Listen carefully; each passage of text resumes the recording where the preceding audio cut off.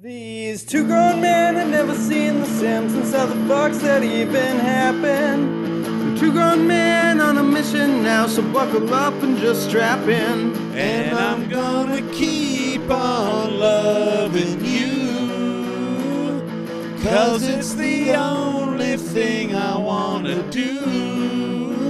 These two grown men had never seen the Simpsons. It's America's barley basket.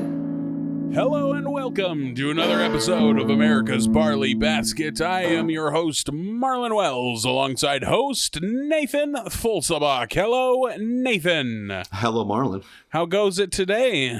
Can't complain. I see you over there on this internet screen wearing a collared shirt. Freshly dressed, freshly washed. My body is ready to accept this podcast. Prepared all day. I did just now have a little bit of excitement. I went into my bathroom, and if the sun hits it right, like when the sun is setting, whoever owned this before me put like a kind of like a color prism cover on the bathroom window so they can't see a fucking full horn when you come out of the shower. But if the light hits it at the right angle, it fucking looks like the people from Cocoon are entering your bathroom. Like, which is startling. You know, like, oh shit, I'm getting cocooned. Don't cocoon me. Actually, cocoon me. I would Yes, like. actually, I think yeah. you get like a brand new immortal body when you get cocooned. Is it what that movie's about? I think it's old people getting new alien made bodies. young again or something? Yeah. I haven't me. seen Cocoon in 25 fucking years. This ain't an old model, but Christ, it's got hard miles. I could use it. It ain't the years, it's the miles. Yeah. I could use a new vessel. Yeah, these tires ain't that old, but they've been squawked a lot, you know? Yeah. A lot of bark in the tires to try to impress the gals in Job Corps. They teach you this in Job Corps. Take the transmission out. Gonna need a hand here. Ladies? It's only got reverse. Oh, shit. Well, I'm glad you have a nice rainbowy, prismy bathroom. That's nice. Yeah, fancy Very lad. exciting. Yeah, only the finest. I don't have any prisms over here. This is bullshit. You're a young man. You have many years to accumulate wealth. And prisms. Prisms and magic stones. I know we talked about it fucking 100 episodes ago, but I still have not gotten myself a real optometrist and went back to the fucking podunk Walmart optometrist, and they're still testing your eyes with the shiny rock they put up to your face. Great. Yeah. Has to take the apron and hat off from fucking making sandwiches at Subway to go check on your eyes. And the puff machine. They still got the puffer. Really? Boy, they are working old school. The puffer's gone from most modern. Yeah. They don't need a puff anymore. Yeah, you told me that probably 2 fucking years ago, and I'm still going to this honky-tonk fly-by-night eye doctor. Half-price chicken wings with each eye exam. What the? Ooh, I like chicken wings. Sure, put the rock up and shine your mag light through it. Yeah, this seems legit. Yeah. This totally seems like what a doctor would do. They're drawing the big letters on the opposite wall with a piece of chalk on a chalkboard. Need you to remove your shirt, Mr. Wells. Why? We're just going to have you lay down. To keep it real casual. Go to an eye doctor and they ask you to lay down. You taking my shoes off? Just be cool.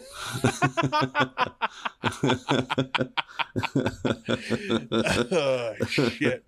Is that a GoPro set up on the desk? What are we doing here? I hear Sade's Lovers Rock. Where's that coming from?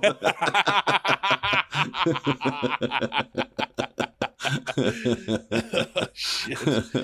You wake up in just your underwear and an eye doctor's t-shirt. That doesn't fit. Yeah. That'll be $135. Yeah. Well, that seems reasonable. How are my eyes? Your what? Oh, yeah, you got two of them. Oh, yeah, they're fine, yeah. You got the right amount. No change in your prescription. Say Marlin. Oh, yeah. Yes, Nathan. You know who's never been forcibly abducted by prism aliens when they go to use the bathroom?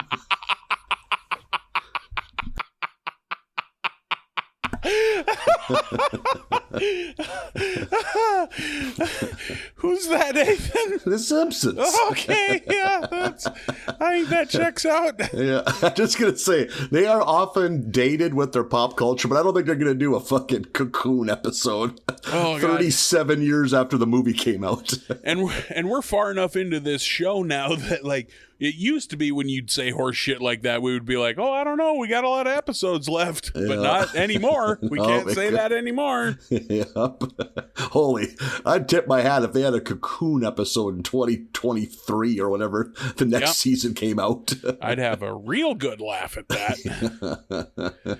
Oh, shit. Yeah, we got more Simpsons to talk about today, buddy. We're deep in the thick of, what are we in? Season 32. Soft, gooey center of season 32. God, I love goo. Is it goo. nougat? Is it caramel? We will soon find out. We're going to kick things off with episode 8, The Road to Cincinnati. Very good title. I'm intrigued by this. Yeah, I'm listening. It's a kind of a meeting of local principals ran by Superintendent Chalmers, where Chalmers informs them that he'll be going the annual, I don't know, school advisor meeting conference is held in Cincinnati. And he lets everyone know that he'll be taking Principal Finch, who we've already by now realized is like the cool one. Yeah, he's the funny one. He busts the chubby one's balls and everyone's laughs. Everyone laughs except Skinner, who is very bummed by this news because, of course, he wanted to go because he lives to kiss Chalmers' ass. He's so bummed about he's still bummed while he's teaching. Teaching's the wrong word. Supervising detention, I guess, would be overseeing. What you do. And Bart, I love when every once in a while Bart has a moment of like pity or compassion for Skinner. Yeah, me too. I like when they end up on the same side. Yeah. So he tells Skinner that, you know, your one skill is your relentless pestering. So just keep at him. And just keep at him. Maybe you'll have a chance to get in on this. And by God, he does. It pays off handsomely when Principal Finch gets sick from some bad Pokeball, I believe. Yeah, bad Pokeball. You a Pokeball man? I fuck with Pokeball. I don't get. Some people do a backflip when they hear it's mentioned, but like it's just deconstructed sushi is all it is. But like, it's sushi's fucking good. Yeah. So I'm. You know what I'd usually rather have? Sushi. I also would rather have sushi if given the choice, you know, like, there's just something nice about, you pick up the little disc and you give it a little dip and you eat it and then you try a different one. I like the process of sushi. The game show aspect. Is this a winner or is it going to make me sad? Like, I do like Pokeball, but Pokeball has a little bit of a, here we just put it in a bowl, shit ass. Here you go. Close your eyes. You're going to eat it anyway. Dig in, you fat sack of tits.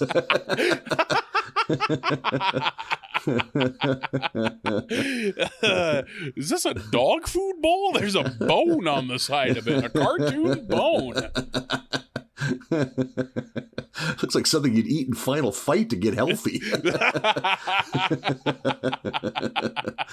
Who's throwing away all these fully cooked hams on platters?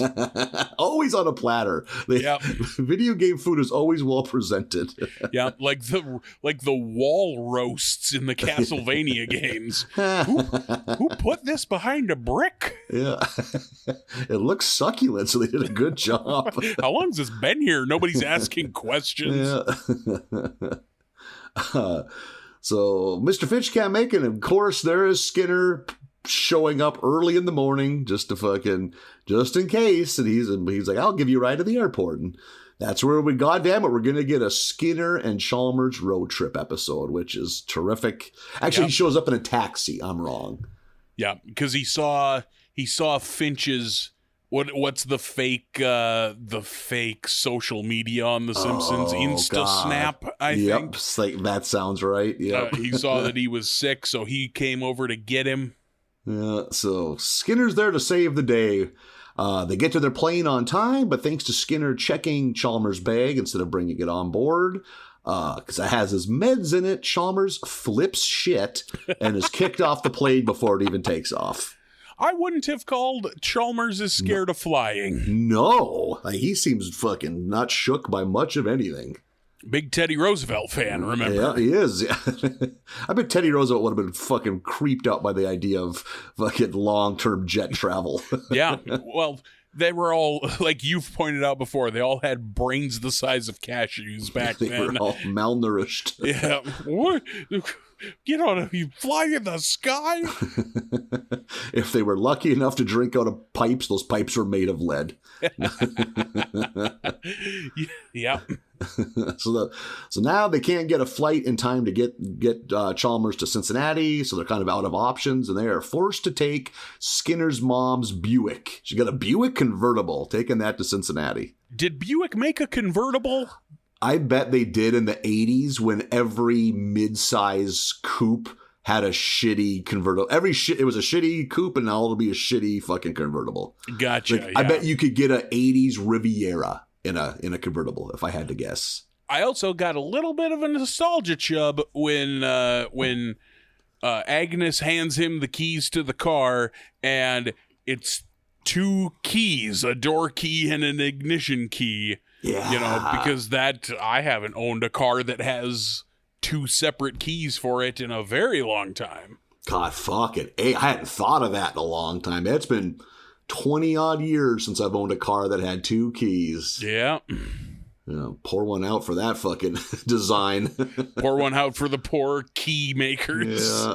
How come those Facebook, I grew up in the 50s, 60s, 70s, 80s, and 90s pages, haven't had, who remembers cars having 2 keys? Yeah, all they do is dunk on dimmer switches. Like, who's heard of coleslaw? Does anyone eat hamburgers anymore?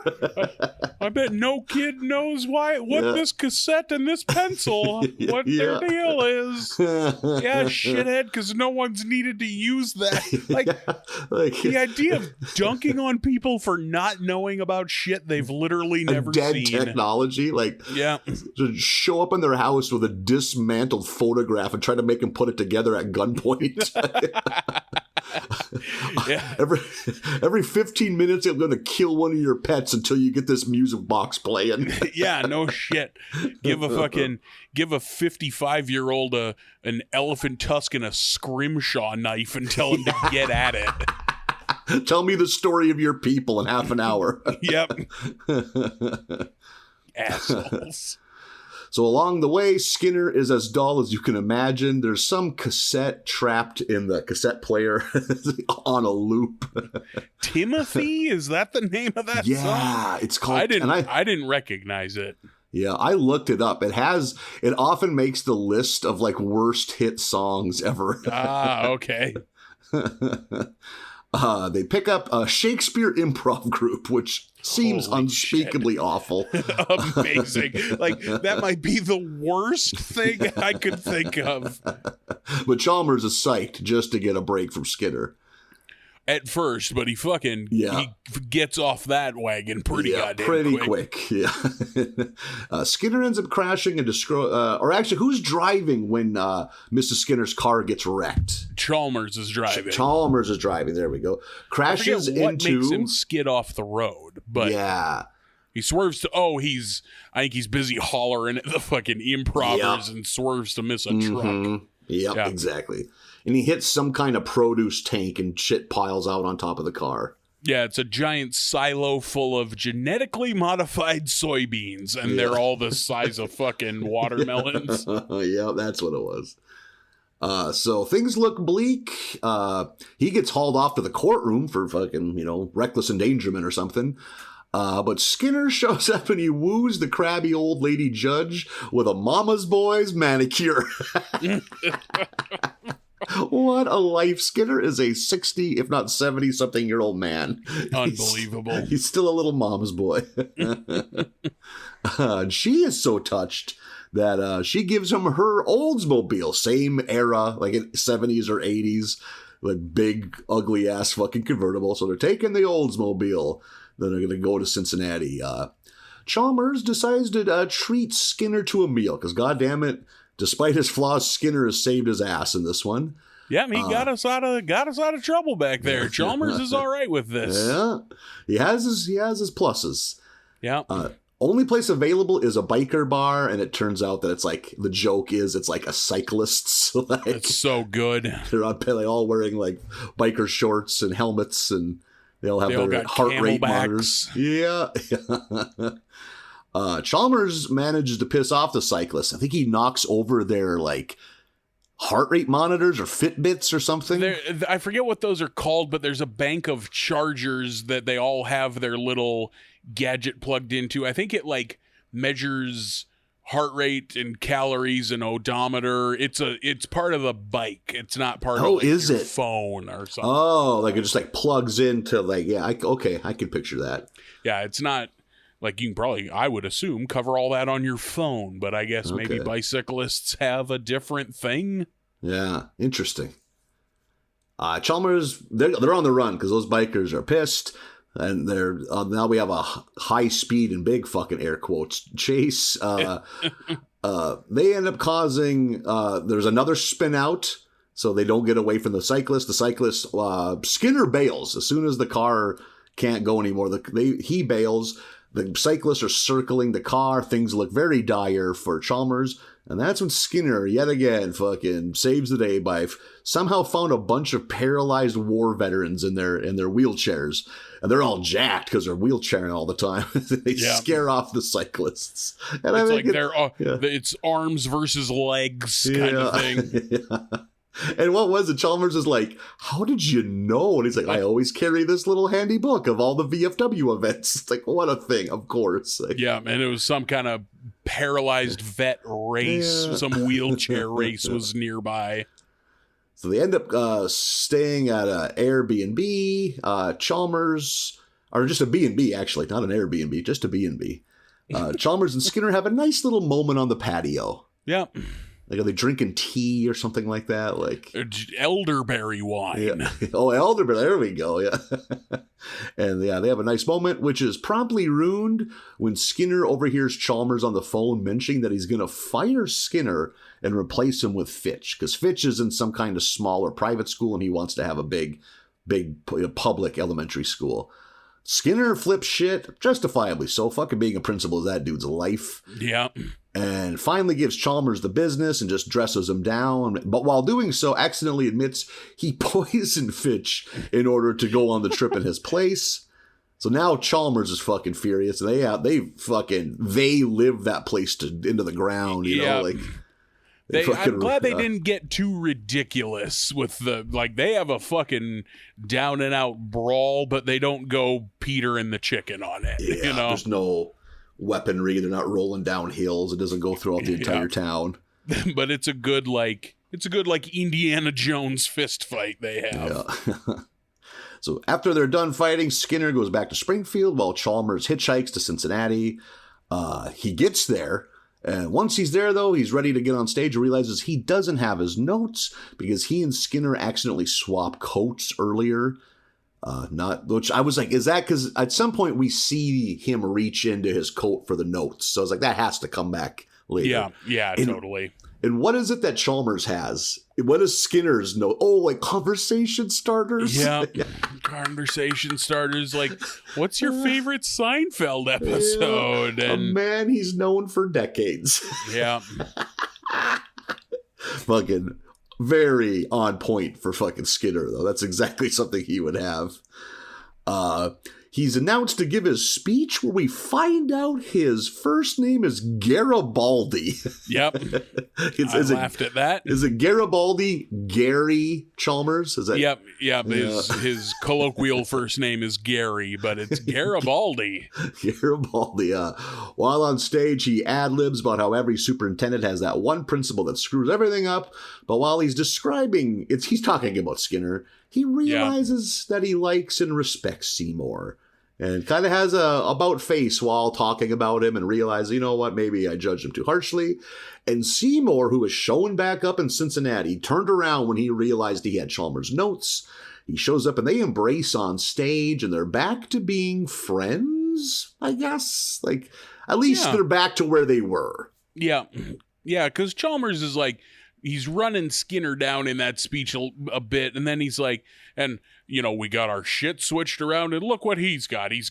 And he starts, like, pulling out all the stuff that helped them along the way, and he's like, you know what? He's all right. Yeah, nice. That was very good writing, like the bringing it all back together. What I didn't think was good writing is we have to cut back to Springfield and they're at the dinner table and Marge announces she bought tickets for the family to say Shakespeare Improv. Cut to them at the theater. She loves it while the rest of the family is fucking bored into a comatose state. That ending just seemed tacked on. It's like, oh shit, we gotta have Homer and Marge and Lisa and more Bart. I loved it because it addresses that, like, oh, we can't have a Simpsons without the Simpsons. Yeah. And I love how much Marge loves this. She's bright-eyed and engaged. Holy shit. Like, she's the one shouting a suggestion like washing machine. And they do a bit with that. And then she's turning, like, nudging her fucking bored to tears family being like, can you imagine Shakespeare using a Tide Pod? It's so good. And, like, I think at least two of them are, like, out. Like, either Bart and Lisa are, like, out. Or Homer and Bart, I love that side of Marge. The Marge loves lame stuff. Yeah, which comes up later in this batch. Oh my God, I love that so much. I really enjoy it. This is a good example of an episode that's not heavy in laughs, but the story is so, because we want more shit like this. We want more Skinner episodes, you know, like. I loved this episode a lot, and I got quite a few laughs out of it. That bit with Marge at the end. In the beginning, when Fitch is being the funny one, and he's ragging on Duggan, that chubby guy, about him being chubby, and Skinner tries to get in on it. He's like, he interrupts what Chalmers is about to say, like, oh, hang on, I've got one too. Duggan's wife was unfaithful. And the whole table's just like, Jesus. Oh my God, yeah. And then he goes to high five Chalmers and misses and just puts his hand on his penis. Chalmers is just like, well, that went as badly as possible. And then he's in that detention room and he's practicing on the goddamn skeleton, and immediately it just like crashes through the bone pelvis and he gets his wrist stuck in there, so he's dragging the skeleton around. God damn it, that's funny. Very good episode to start this batch off. And then I liked the joke when they're driving, trying to get away from the cyclists, and they stop at a stop sign and then go. And then it shows the cyclists just blow through the stop sign. And Skinner's like, it's almost like the rules of the road don't apply to them. And Chalmers turns and yells, hey, be a pedestrian or be a vehicle. You have to pick one. And like how Skinner's tone of voice is like alarmed. Like, it's almost like, they can't be defeated because the rules don't apply to them. Like, it's like when they realize the Raptors can open doors in Jurassic Park. I, for one, don't get road rage very often, but I will get fucking irate if I am stuck behind a bicycle. Oh my God. Get the fuck off the road. Drive in Portland sometime. Ugh. You will be letting out a low-pitched squeal of rage the entire time you're behind the wheel. It's just a car. Like a tea kettle, always fucking ready to pop, because it's like, why are there 17 bikes? None of them are, there's just an amoeba of bikes that just keeps shifting in size. Like, what lane are you in? What's going on right now? Like, oh my God. Two spandexed bicyclists riding like side by side, 5 feet apart, taking up a whole lane. I will fucking lose my mind. Yeah, like, but I'll take them over a fucking hippie that's chasing a goddamn butterfly while on a bike. So it's just like this man. It's like, just go. Like, oh my God. Like, get the fuck off the road. You can pull over and rest easy in the fact that you're going to outlive me by 25 years. Like, yeah, that is your time to gloat. Yeah, you could pull over and wait all day. That's how much more time on this planet you have than me. Thanks I to am all in a hurry. Goddamn bicycling. Yeah, get the fucking heart rate of a fucking hummingbird. I'm in a hurry to get things done. Russian. How the rest of that song goes. Alabama, I believe? Sure. Yeah, I believe that. You're in a hurry to get things done. You rush until life's no fun. All you really want to do, all you really can do is live and die. But I'm in a hurry. I'm in a hurry. I don't know why. Don't know why. End scene. We did it. Beautiful. I'm marking off our contractually obligated Alabama reference. I will email the people at Capitol Records. Yep. They will stop calling me, finally. The red dot that shines on you through your bedroom window will cease. I've run afoul of Alabama. I'm like James Brolin in No Country for Old Men, just checking into seedy motels, hiding briefcases in air vents. He stole her gold record for the Cheap Seat single. Meanwhile, you envision the lead singer of Alabama with that goddamn capture bolt. Radio and no. Slowly pursuing me. Of course you know his name. I like to hear that through the wall of a cheap hotel. Radio no. Radio no. Then a body hitting the ground. A man called me. He's like, that motherfucking Alabama?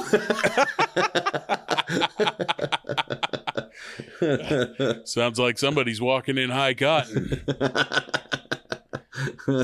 I see what you did there. Yep. Thank you. Who, me? Little devil.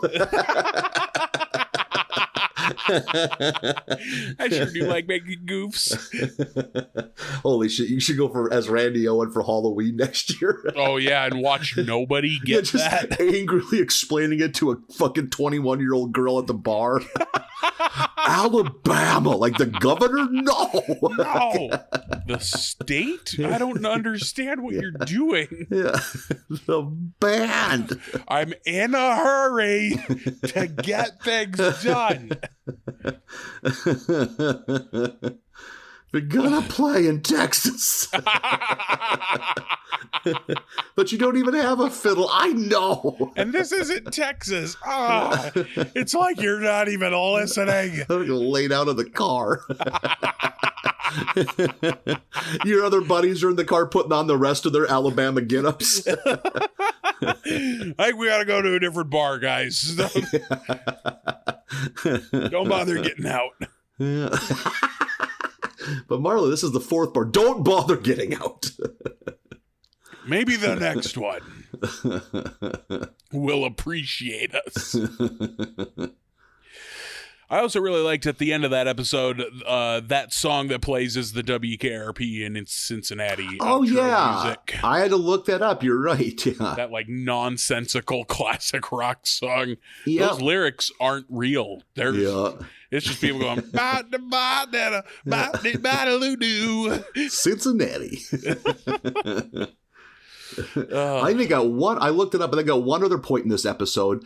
A song briefly plays, and that was the original. WKRP had two different opening songs, I guess. So they fucking shoehorned both of them in, which tip of the fucking hat. Yeah, I mean, what else are you going to do with Cincinnati, frankly? I'm not dunking on Cincinnati, but like what culturally, else? Culturally, yeah. Pete what Rose. other references can you make? Yeah. And Principal Fitch, obviously played by Hannibal Buress. I caught that voice right away. Oh, yeah. I didn't. I had to look it up. I like Hannibal. Yeah, I do too. Doesn't do as much stand-up as he used to, and I wish he would. He's like doing other stuff. I'm just going to say, I wonder if he's got other projects, yeah. Oh, yeah, he seems to be keeping busy. Keeping his rent paid, good for him. Yeah, good for him. I'm happy for him. I like when people I like can pay rent. Yeah, it's pretty cool. Episode 9 is Sorry Not Sorry. We get a Christmas intro, and I was like, oh, this will be a Christmas episode, and it's not at all. But this must have aired at Christmas time. Lisa and Homer are sitting up on the roof watching a meteor shower, and it's like Lisa's bummed and Homer's talking to her. I like Homer and Lisa. I like that pairing. And he talks about like, well, I mean, you know, after what happened last week, and then it flashes back to a week earlier, Marge fucking pleading with them to please eat fruit for breakfast. And Homer, of course, being belligerent and finally being like, look, I'm eating fruit, as he pours a ton of brown gravy on his muskmelon. Oh, God. Terrible. Terrible. You melon man? You get down on a melon? I've gotten to a point I'll tolerate it, but I'm never excited for muskmelon or cantaloupe or anything like that. Yeah, cantaloupe I could take or leave, but man, you give me a watermelon or a honeydew, I am a happy boy. Watermelon, different ballgame. But like if I'm eating like a fruits, like a fruit medley, I'll still eat the muskmelon, but I'm not psyched. Oh yeah, like you'll eat it, but it's like peanuts and trail mix. Yeah, muskmelon's what's left when you look at it on 80% gone bowl of mixed fruit. Like, oh, good. Everyone picked the cherries and fucking pineapple out of this. Terrific. Yeah, cantaloupe is filler for sure. Yeah, but I need it though. Goddamn, do I love me a honeydew. Look at you go. Look at the 32 seasons in. We're finding new exciting fruit facts. I got a fuck it. I got a fruit hack for you if you want to liven up your fruit a little bit and the life that you're living. Maybe you live alone and don't see human beings enough, but maybe you just need a little something to jazz up your life. I bought a bunch of canned fruit at the grocery store last week, came home, tore all the labels off and threw them in my cupboard, and now it's a fun roulette game every time I want fruit. Holy shit. I legit was standing at my counter tearing off the labels going, this is great, Marlon. This is a hilarious idea. I want footage of that happening with no audio so I can put over the top of that Johnny Cash's Hurt. As you smile and open a can, that song somberly plays. You just sit down with a big bowl of fruit, just nibble it away. Time lapse as the sun sets on you, still picking at the fruit. Well, time for bed. What have I become? You're wiping fucking fruit sauce off your tits with a flip-flop.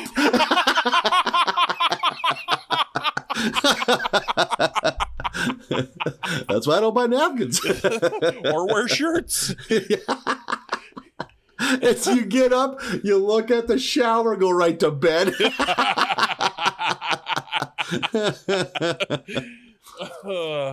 I thought that was just a fun thing to do. I didn't know I was going to catch shit for it. I legit was like, hey, this is a fun thing I thought of. I'll share it with Nathan on the podcast.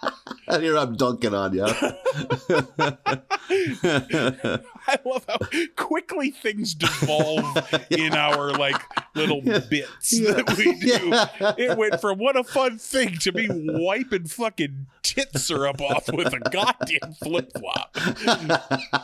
Oh, witnessing that from a patio window would be really jarring. Motherfucker's cleaning himself with shoes.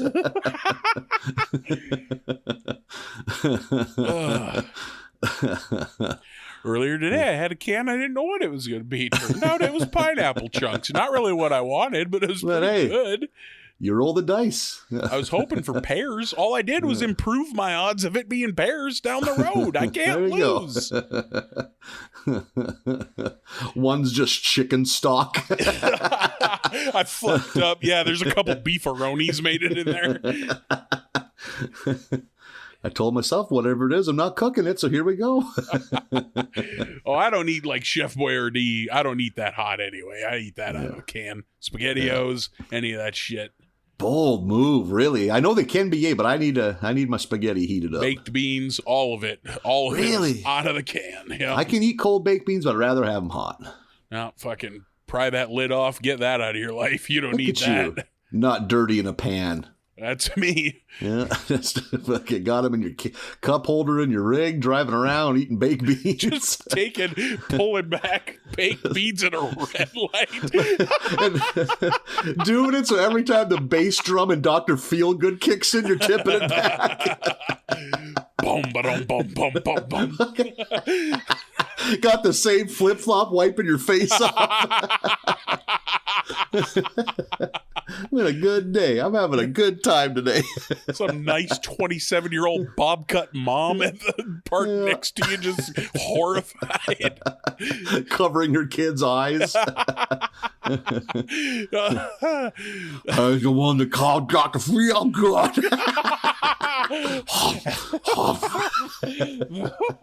Excuse me, ma'am. Do you have a can opener? Right.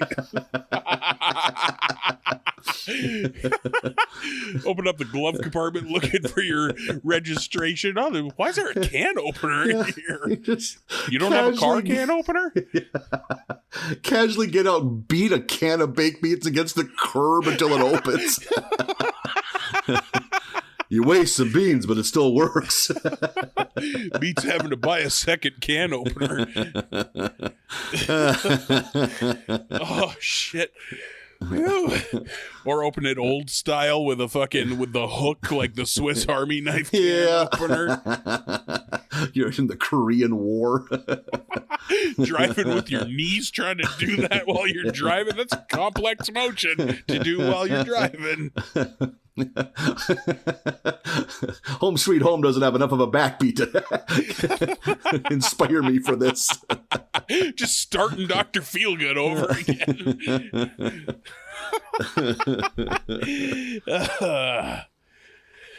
Whew. I'm glad when I can share stuff. It's a safe space. So they're having fruit and gravy. Lisa, super proud of her Gladys West project that she made, like a little globe with satellites, and you open it up and there's a picture of her. It's for a presentation of some sort. She takes it to school, and goddamn Miss Hoover Jesus laying on the floor with a slip disc in her back. I'm aware that back injuries are bad, but lady, you can't lay on the floor and be a teacher. God, she sucks. We got some prime Miss Hoover not giving a fuck in this episode. A thing we've not touched on in a long time, but Miss Hoover being out to fucking lunch. Yeah, she deserves to be miserable. She's such an awful person. One thing I liked in this is when I think it's at the beginning, when that one friend of Lisa's, the black girl with the curly hair, is giving that just gangbusters presentation on the history of German chocolate cake. Yep. You might be surprised to know it's not from Germany. Yeah. And the kids are just fucking enthralled. They're blown away. They're like, what? What? Yeah. That was good writing. Where do you stand on a German chocolate cake? You a fan? Totally cool. Usually most chocolate cakes are too rich for me, but I'll fuck with a German chocolate cake. I love a German chocolate cake. I'm a big coconut boy. Scoop of vanilla ice cream with it goes a long ways. Oh, sure. Yeah. I love coconut. I'll fuck with anything that has coconut in it. So Miss Hoover laying on her back on the floor, and kids are doing presentations. Fucking, it's a Who Inspires You presentation, and goddamn Ralphie is his mitten because it has a special home for his thumb. Oh my God. So good. So never cute. Never change, Ralphie. Miss Hoover's laying on the floor, like, sort of teaching with an iPad and a stylus. Lisa gets up there and gives her presentation, but it comes with a rap, like a way too long rap. Ugh, yeah. And, like, Nelson comes in to break dance. I was like, I'm not super into this, but whatever, I guess. A little much. It just doesn't seem like something Lisa would do. Mm-hmm. She goes over her time, and then at the end of it, once everyone's done, they all get a B-. Miss Hoover just selects all on her iPad and hits B-.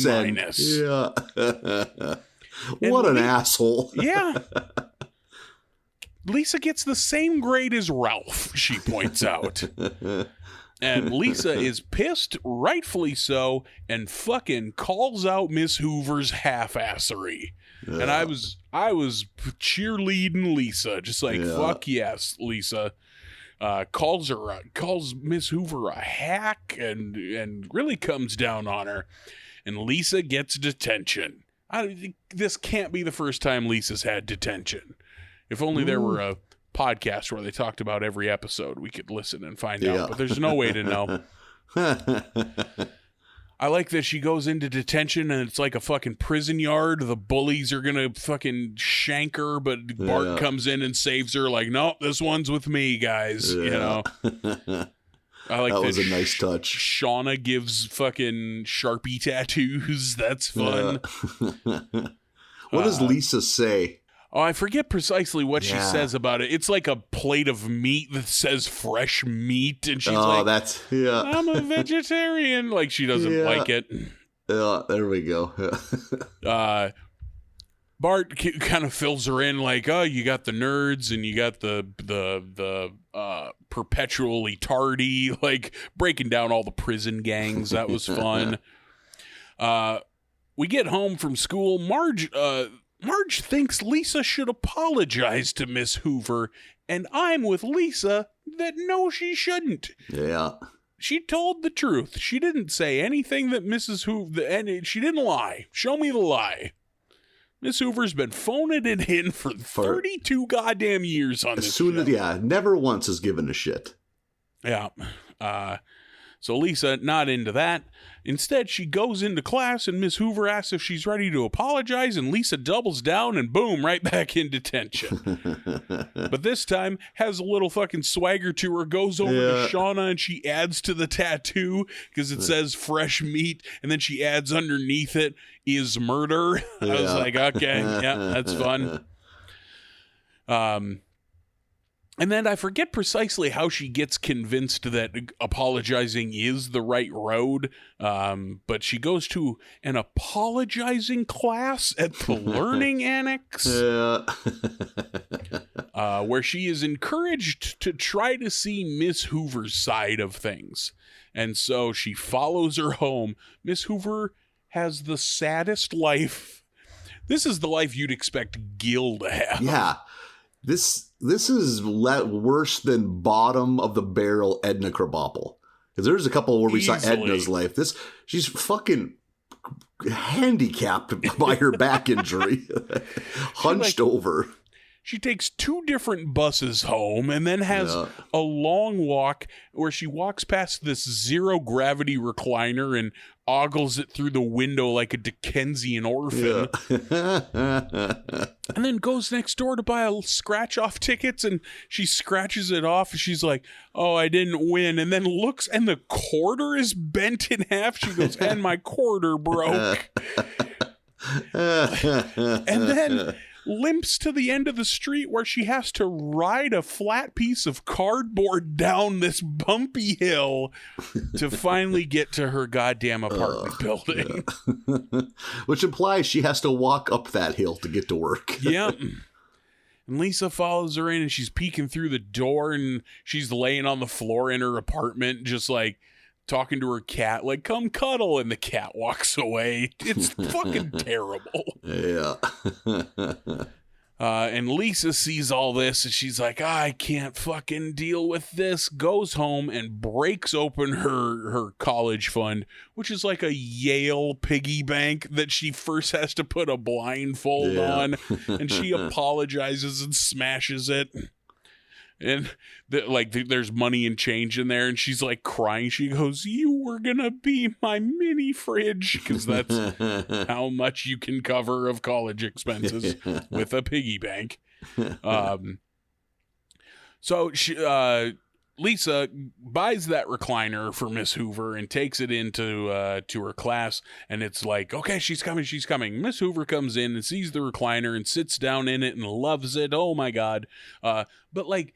Also is like, now I can see your faces, but then kicks it back because she'd rather look at the ceiling. Miss Hoover's not good. Like, no, she has a sad life, but she also sucks. She's earned that life. Yeah.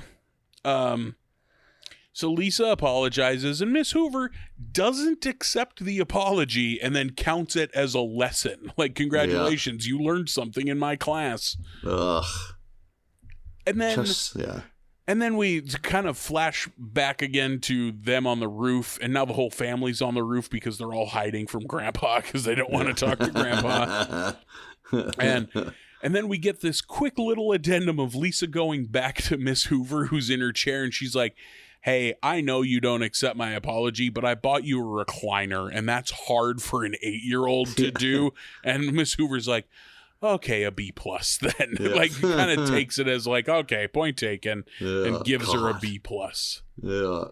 So awful. I didn't like this episode, really. Like, I didn't think there was much for laughs, and I don't think it's good logic. Lisa is never once in the wrong. Yeah. And I did like when they're on the roof, I think Homer has a line. It's like, I guess the lesson learned is teachers shouldn't get tenor. which is also not the right. Yeah, I feel like this episode didn't know what it was trying to say. We get that weird addendum as Homer as Snoopy, like a World War I flying ace. Oh, yeah, I was okay with that because he's laying on the roof, like Snoopy did. Yeah. And kind of meet that's like mashups with the movie 1917, like, which I guess was probably coming out around that time. So, like, is that where that was from? Yeah. Is that good? I heard it's good. Yeah, very fucking good. People very like that good. movie. I don't. Yeah. As we've covered, I don't really care for war movies, but I've heard that's a good one. Yeah, it's World War I too, so it's a war you don't see a whole lot of in movies. So that's a fun twist. I don't know that fun is what I call. No, there's not a lot of laughter in that movie. World War I was fucking terrible. Yeah. I just listened to a very long Dan Carlin podcast about World War I and its economic impact afterwards, and woof. Laugh riot? Yeah, I was makes it hard to fucking snap one off first thing in the morning when that's what you're listening to. But where there's a will, there's a way. Well, I wasn't a fan of that one either, but let's see how episode 10 treats us. A Springfield Summer Christmas for Christmas. Did I get that right? You got it. I retyped that like 3 times because I couldn't believe that's what it was. Because it's nonsense. Yeah.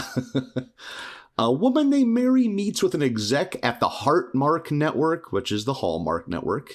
Mm-hmm. And he tells her she's in line to become an exec herself if she can help turn around a Heartmark Christmas movie that is currently being filmed in Springfield. And basically, I just got to go there, put out a couple fires. We need a pro there to run shit. Just got to help it get made. Yeah. So that's what she does. She flies into Springfield. And for some insane reason, she's put up at the Simpson house. Because it's an Airbnb. Yeah. Because Homer put it on Airbnb because he can overcharge for it. Because Hollywood types aren't paying for shit themselves. Yeah, I know, like, fucking basic cable probably doesn't have the most luxurious fucking digs, but put her ass, she's in charge. Put her up in a hotel, for Christ's sake. But you know what? We needed it for the show, but I would be furious. She's probably spending per diem and doesn't want to spend it on a hotel. Maybe there we go. Maybe there, yeah. You can tell that I really like this episode already because I am jumping through some fucking hoops to defend your critiques of it.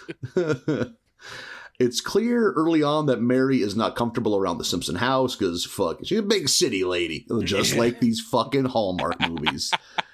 And Marge is just sniffing at her the whole time, just wants to be a part of this whole thing, wants to be friends with this lady. Marge loves Hallmark movies.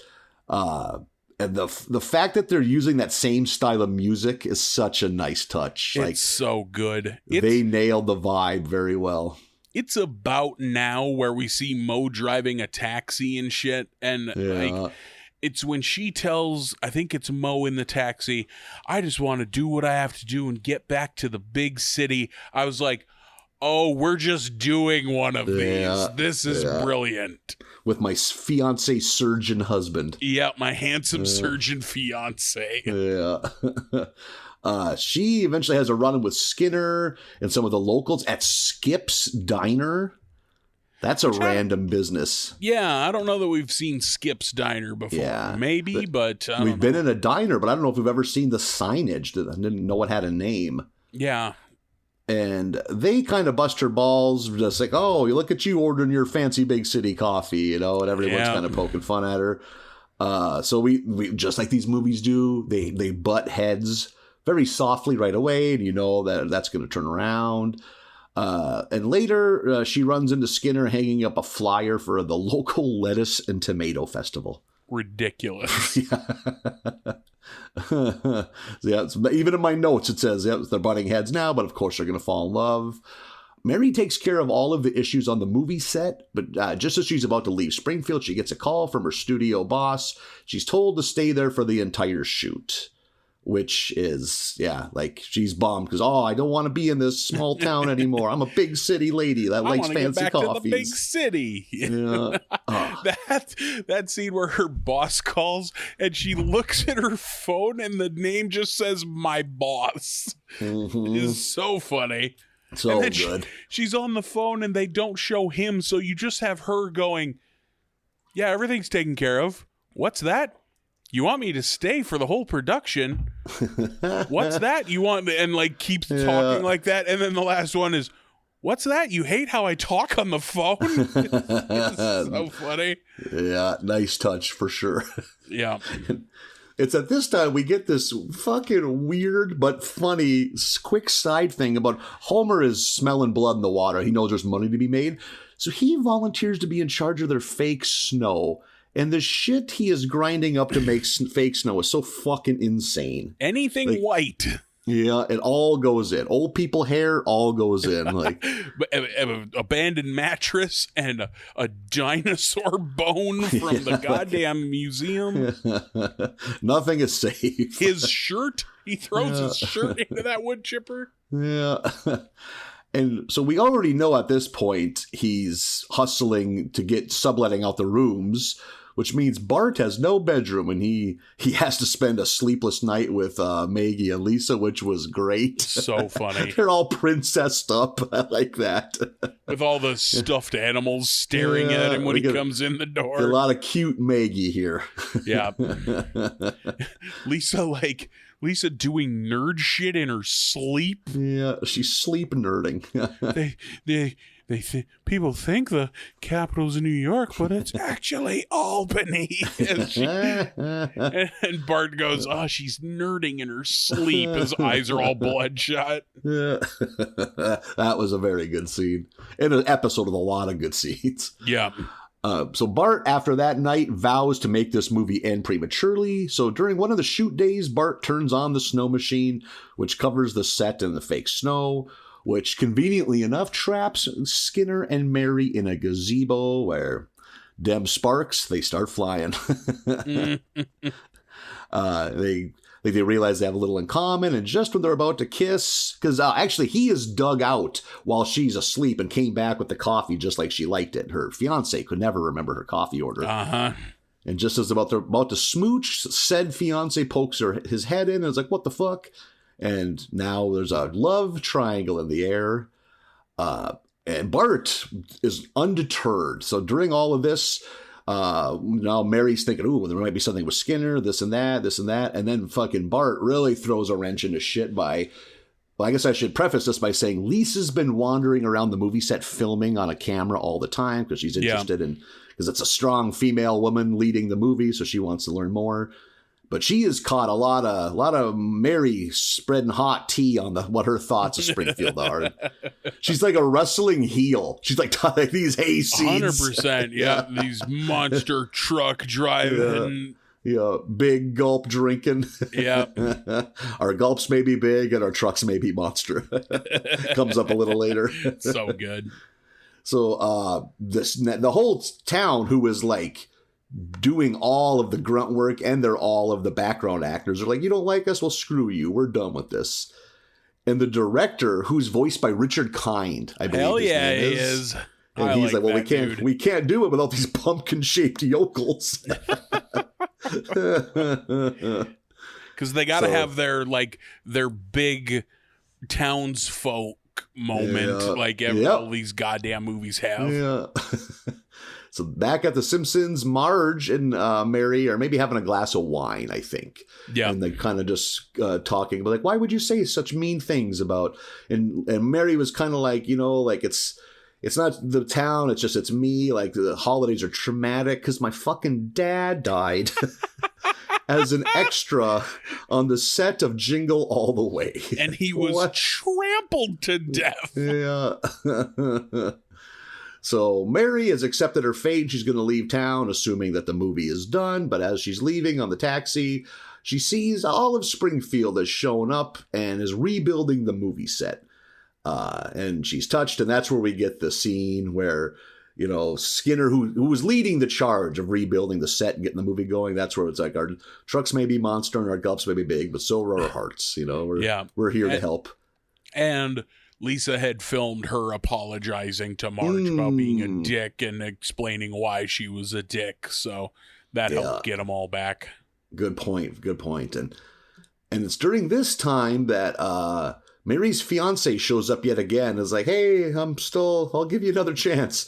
And like, do you want to go with me or him? You got to make a choice. And she gives it some debate, and she fucking chooses Skinner, which probably my favorite part of the episode. Skinner immediately like, what are you talking about? Like, look how good looking he is.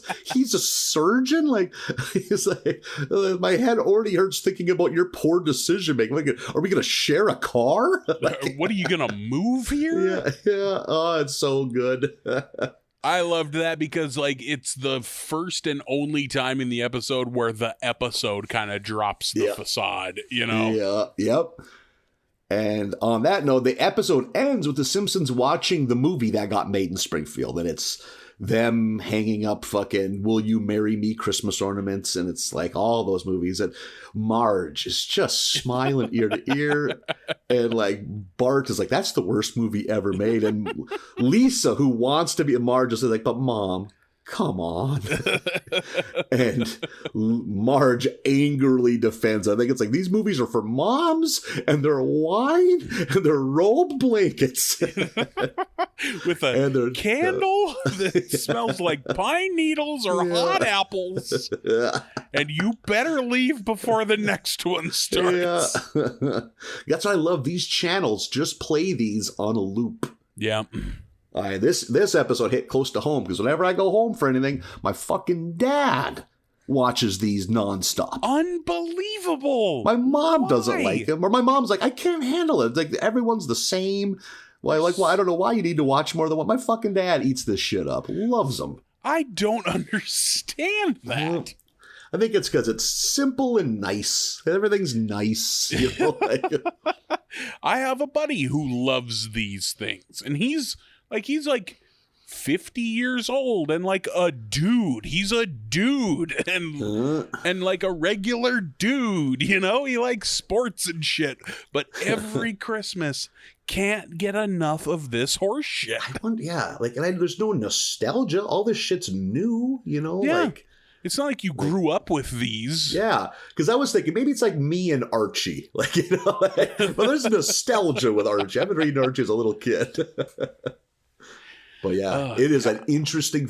It shows how big of a phenomenon this is, that they can have a Simpsons episode dedicated to it, and people get what they're going for. Yeah, I thought the same thing, and I feel like it's new-ish, these things. Like, last 5 years? Totally. I feel like it's the last 3 to 5 I became aware of them. it's gotten big enough now that there's a rival network that is doing the same thing. And they're like the super, like it's almost everyone's white. No one is ever gay. Because some people like Hallmark like gay people. So we can't have that. I was all excited for there to be like, oh, there's a mask to the G.I. Joes. That's awesome. But no, it turns out, it turns out it's just alt-right Hallmark movies. Alt-mark. Yeah. A fucking course there are. Fucking. There needs to be a shithead version of everything, I guess. Yeah. Yeah. Good. Good job. It's GAC. It's the old Great American Country Channel, I think, that does it. That they were the Pepsi to CMT's Coke back in the day. I've never even heard of Great American Country. Actually, at one point, they were the RC Cola to TNN's Pepsi to CMT's Coke. CMT's Coke. Okay. Yep. I can follow that. Yep. But like all those channels, they quit showing music videos and now they show their own version of Hallmark movies. Go back to showing music videos, assholes. Someone needs to. God damn it. I want that for the rock channels. I want that for the country channels. Go back to the videos. Give us one channel. Yep. Show me some Diamond Rio softcore.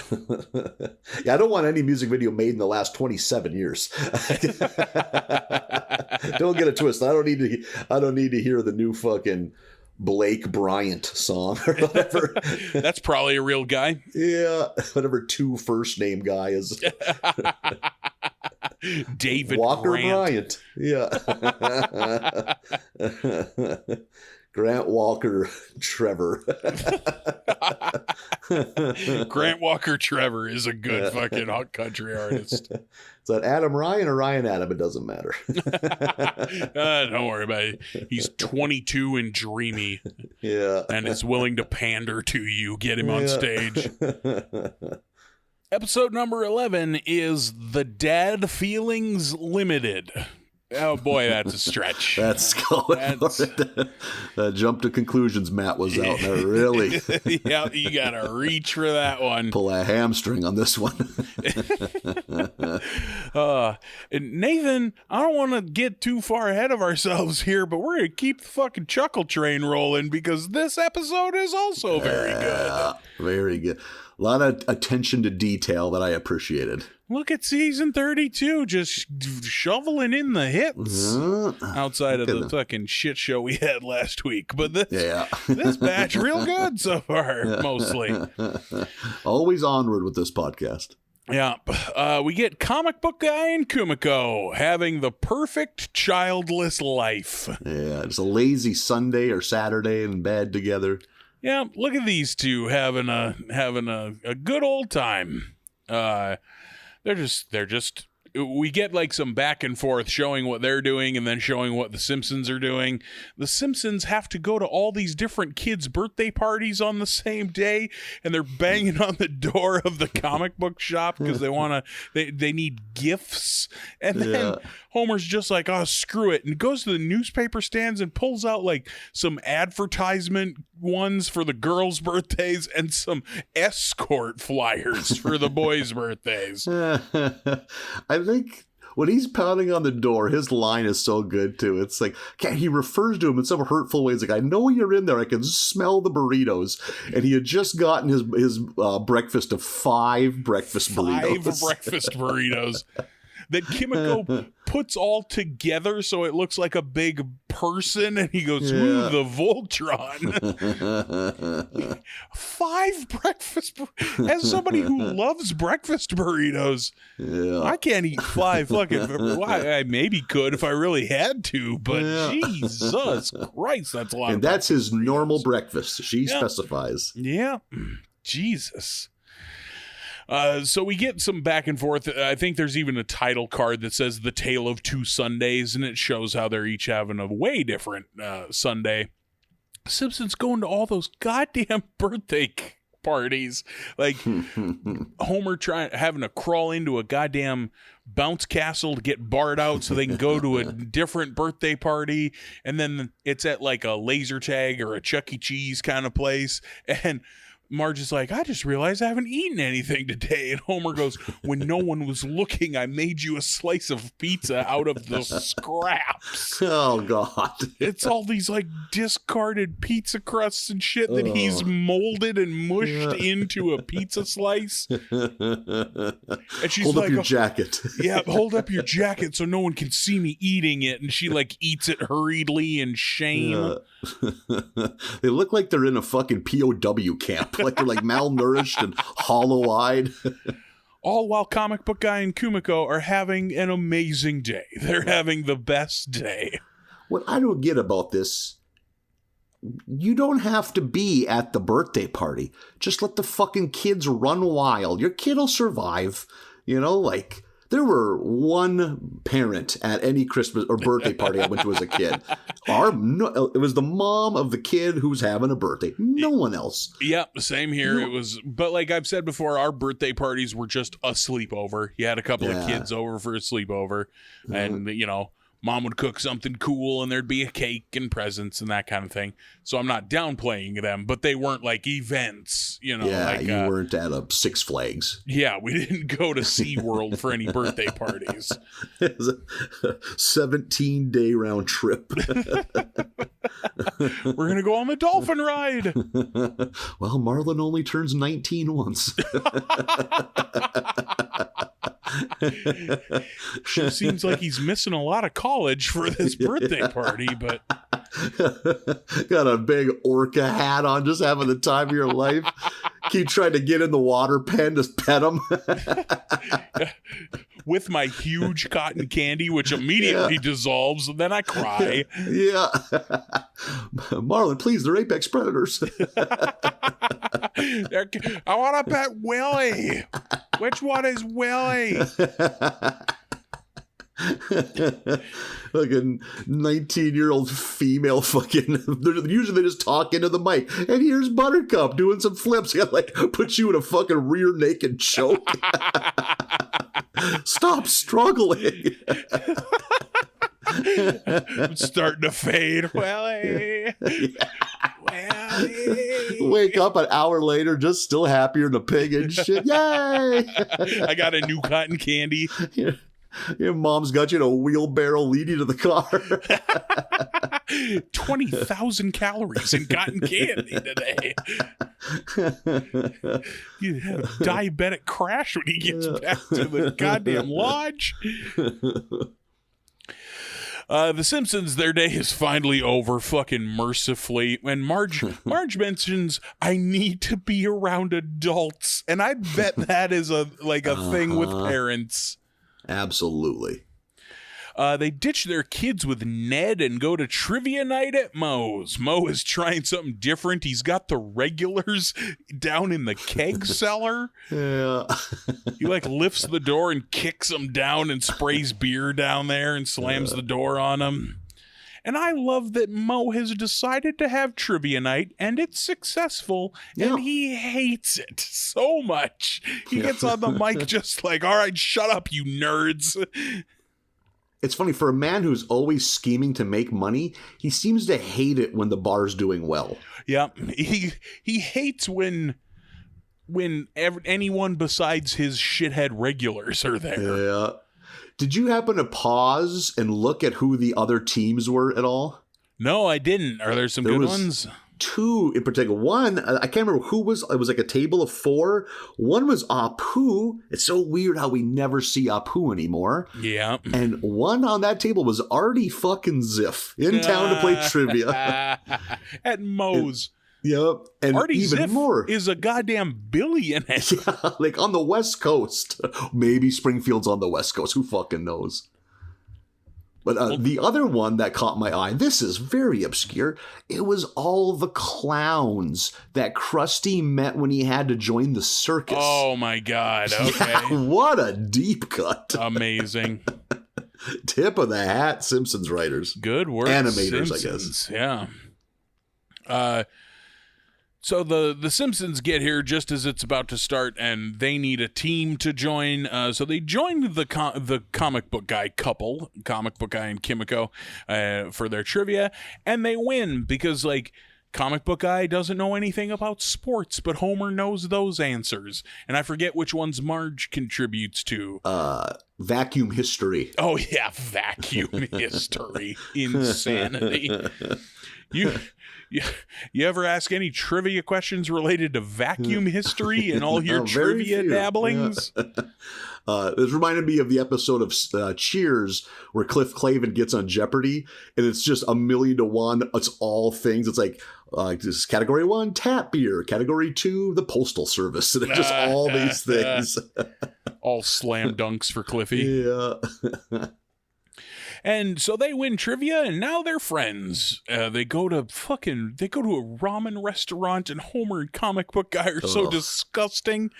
Just slinging fucking ramen all over the place. And Marge like hands Kimiko a poncho. Like, I always carry one in case Homer's going to eat something slurpy. And so they put on their ponchos, and Marge is like, you should come over sometime, Kimiko. I have so many big and tall life hacks for you.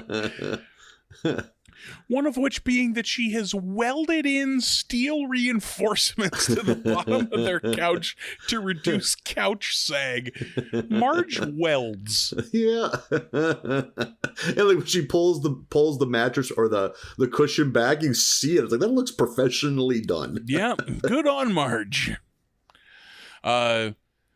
And that's when Marge hears Maggie making a fuss upstairs. She goes to make the bottle, sends Kumiko up there, and she's nervous, doesn't know how to deal with a baby, but hands her a toy that she dropped out of her crib, and she's all happy. And then, up, and she picks up Maggie, and she's playing with Maggie, and now Kumiko's got the baby fever. Real bad. Real bad. I think it smash cuts to the next scene to her kicking their apartment door open and shouting, impregnate me. Yeah. And Comic Book Guy is in the process of crushing their couch. Yeah, he sits in their couch and he sits practically on the floor. Yep. Yeah. And she attempts to woo him with a Gremlins 2 character. Yeah, the girl gremlin from Gremlins 2 she dresses up as. And Comic Book Guy can barely fucking contain himself. Yeah. That means Comic Book Guy has a sexual attraction to the lady gremlin in Gremlins 2. That's a good pop culture pull, my God. Jesus. Yeah. But he has an iron will. He won't be wooed. Yep, he ain't doing this. He's not into having a baby. Doesn't want to have a baby. Quick takes a shot on his cell phone, takes a photo of her dressed as the lady gremlin, and then locks himself in the bathroom. Yeah. Homer is Marge and Homer are talking about Kumiko's baby fever, and Homer is super into convincing them to have a kid, kind of just out of spite because he wants their lives to be ruined. And another pause the screen and take a look. That's right around this time when Marge comments about how Kimiko first gave this picture of Maggie on Insta Snap a thumbs up, but look what the comments became. And you read the comments if you pause it. Insanity. One of them was, I want to liquefy that baby and shoot it into my veins. It was like, without baby, life is horror. It's just endless fucking Werner Herzog nightmare comments. So good. Oh, God. So they're both on board to convince I loved this. I don't know quite. I think it's here. But Marge refers to them as the book guys, as if that's their last name. As if book guy is their last name. Amazing. Yeah. So Marge is into convincing the book guys to have a baby. And they all meet up together at cemetery movie night. And I know that there's fun stuff of go watch this movie go watch Jaws at the pool. We're showing Jaws at the pool and everyone floats and watch Jaws. a couple of friends of mine down in Alabama went to earlier this fall. Watch The Descent in a cave. You know, that's gnarly. Fuck, isn't that fucked up? Movie. I think that's fucking cool, but gee, that's fucking going for big hair. Yeah. But Cemetery Movie Night, I don't know if that... I think there's even a banner that says Cemetery Movie Night, and underneath it says, this is probably not disrespectful. So they kind of like leave Kimiko and Comic Book Guy with the kids, kind of on the sly. Bart and Lisa have their orders to be extremely well behaved, and because we're trying to get these two to have a baby. And then Homer and Marge wander off, and they at one point Marge is like, oh, are we meddling too much? Or Homer asks, are we meddling too much? And Marge is like, nah, I wrote the quote down, without kids, they're just dating with rings. Marge and Homer go check out this luxury crypt. There's a model crypt on display, which has like speakers and fancy coffin and shit. And Homer and Marge bang in the crypt. These horn dogs are turned on by mausoleums. Good for them. Yeah. I've never stuffed on marble, but I bet it's all right. Oh, my knees are all popping. Oof. Yeah, that sounds, oh boy. You need a layer of padding in there somewhere. Fucking full lacrosse uniforms. Helmet and all. Didn't know there wasn't a zipper in the middle of this girdle. The movie they're showing is Forward to the Past, which is just Back to the Future. Yeah. I like that. Like, Comic Book Guy kind of inadvertently does some dad shit, like taking their phones away, and he's trying to be snarky about how, like, oh, I'm sure you're gonna hate it, even though everyone my age loves it. You guys aren't gonna get it. But the kids love it. They love Forward to the Past. Yeah, like really into it. Really like shook in a good way. I did like when he took the phones away when Bart and Lisa raised their hands and try to like swipe in the air in front of the movie screen. Which these kids have seen movies before. Yeah. So Comic Book Guy like starts welling up a little, like, oh, it's like, and what is this feeling I'm feeling? He's like, oh, my movie opinions will live through them forever, which means it's the only way to live past death. Like Comic Book Guy into this having a kid thing now. Yeah. Until they go looking for their folks, and the kids get scared in the cemetery and run to him all crying and snot running out of their noses. And he tries to console them, but instead runs away, climbs the fence and takes the fuck off. And runs back to his childhood home, seemingly forever.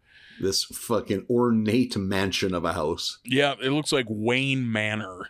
Yeah. Goes running in. We see a large man who you assume is his dad answer the door, but we don't really see him. He's kind of in the shadows.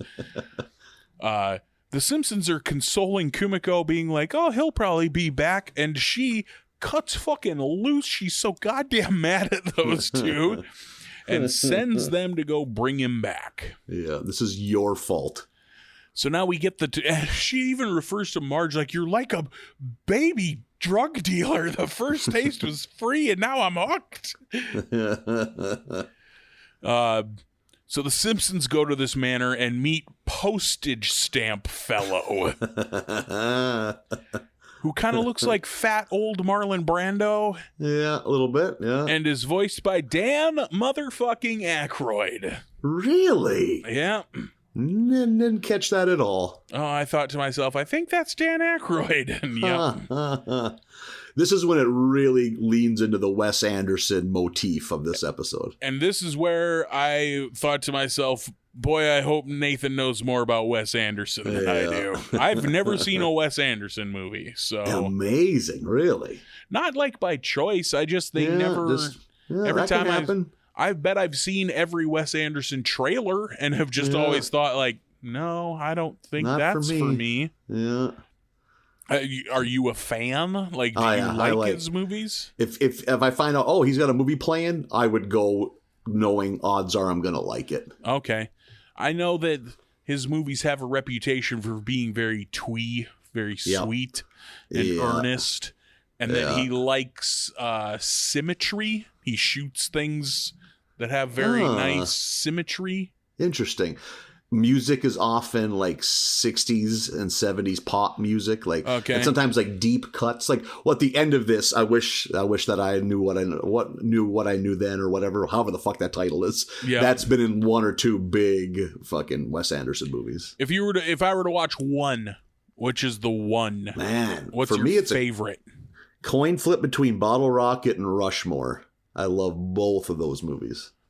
Those are two I've never heard of. Like, I always hear of like Darjeeling Limited and Isle of Dogs and what's the fucking Royal Tenenbaums. Yeah. But I think the first two are the best. They are both incredible movies. Because I think they're probably the funniest. They're the most just straight up comedy of any of their shit. Okay. Did he like stray from that and now they're not? Like, why are the first ones the best? Are they not as good now? Maybe it's kind of like he just found his thing. And like, this is the movie I want to make. Because they definitely are more stylized now. Like, you could watch Bottle Rocket. I mean, I haven't seen it in like 15 years. But I bet if you watch it and you told someone like that, this isn't a Wes Anderson movie, they'd be like, okay, that tracks. Whereas if you watched fucking Grand Budapest Hotel, it's like, motherfucker, this is a Wes Anderson movie. Okay. Like, there's no way around it. They're established styles now. Yep. Postage stamp fellow invites them in, and then we get a pretty fucking... I really like the art style and the narration and everything we're doing here. The dollhouse thing where it like lifts the front of the manor off and you see all his different comic book guys, different family members. It looks like a dollhouse with the front cut off. And it explains essentially the origin story of Comic Book Guy. He came from a quirky, crazy-ass family that only cared about their collections. His dad collected stamps. One of his aunts collected cricket boxes. Yeah. A specific kind of birdhouse. Brutalist. One aunt collects... taxidermied sparrows or something like that, which the narration is so good, is like, which made for an uneasy alliance with his uncle who collected brutalist birdhouses. One of them it says like it's his great uncle or his step uncle, one or the other, collected like rejected or obsolete obstetrician tools. Yeah. And if you look at that tool he has, it's got a huge speculum on one end, and then the end that he's holding is the fucking hand billows for a fireplace. What the fuck is this tool for? Yeah, what was that meant for? Jesus. Like, it makes for a hilarious joke because you're like, holy fuck, who would put that in someone? And for what? Yeah. At what end? What's the purpose?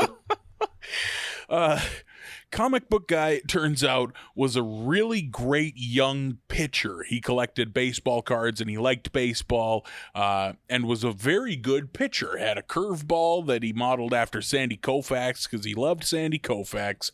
And when it came time to come to the big game, he never got to play except for this game because all the other pitchers were involved in a kayak pileup that stemmed from the sighting of a bigger than average sturgeon. That's very Wes Anderson. Okay, I was like, I spent this whole part of the episode going, if this is what Wes Anderson movies are like, I would fucking love this. Because this was some of my favorite shit in a long time. Yeah, like cutting to like showing a picture of like a scientific picture of a sturgeon. That's really something you'd see in a Wes Anderson. Yeah. Maybe I gotta watch Wes Anderson movies because I loved this. So young comic book guy gets to pitch, but he chokes because his dad wasn't at the game, and he chokes hard. They lose like 27-0. Yeah. And they show the other players all pick him up and they'll carry him above their heads and throw him in the dumpster, just as a garbage truck full of old comic books dumps into the dumpster. And that's the origin story of comic book guy. He puts his preteen him puts his hair in a ponytail for the first time. Yeah. And that's when he became more than a boy but less than a man, is how the narrator puts it. God dang it. That guy that plays the narrator is the narrator in Wes Anderson films, apparently. His name is Bob Balaban. You'd recognize him. He acts a lot too. I recognize his face. Yeah, I can't place him immediately. Maybe something fucking older. Is he in Close Encounters? Oh, really? I think maybe. Yeah, I haven't seen a lot of the Christopher Guest things. I know he's big in those. That's the first guy. thing that came to my mind. Yeah. Yeah, I've seen Best in Show, but that's probably the only Christopher Guest movie I've ever seen. So Marge goes to Shakedown postage stamp fellow about why he wasn't at his son's game that day, and he's not gonna talk, so Marge takes one of his fucking stamps and threatens to lick it. So he breaks.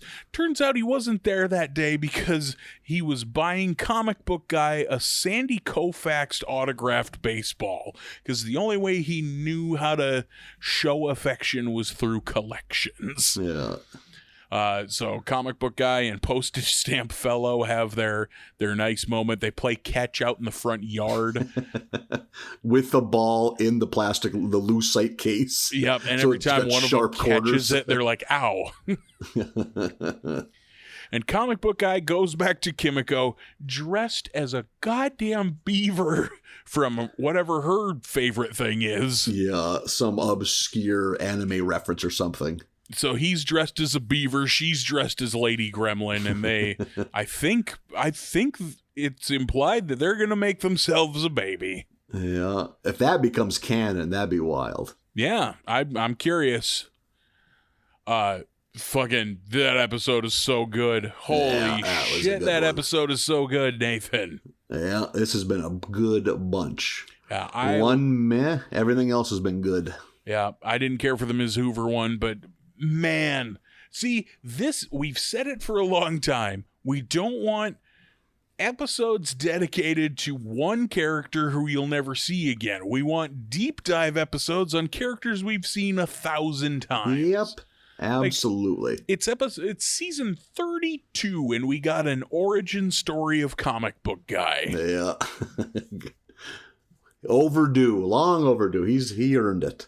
I found it a little odd they never mention his real name, because we know his real name. We've heard it.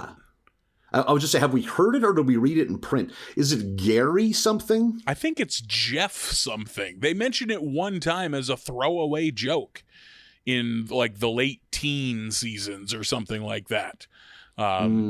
He just throws it away. My name is whatever, Gary or Jeff or whatever he says. And someone's like, really? He's like, yeah, you guys never asked. And that's it.